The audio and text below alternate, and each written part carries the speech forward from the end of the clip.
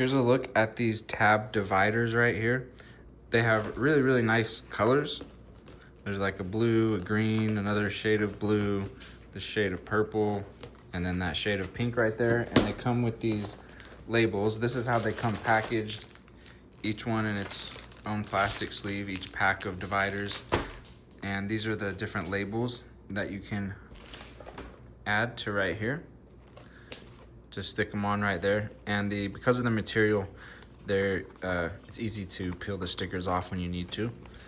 And they're just really nice dividers right here. You got the pocket right here where you insert your document into.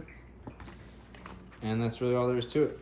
The holes all have really strong pieces right here so that they're not gonna rip or tear when they're wrapped around or when they get tugged on or anything like that. So they're heavy duty, durable, and they look awesome and feel awesome.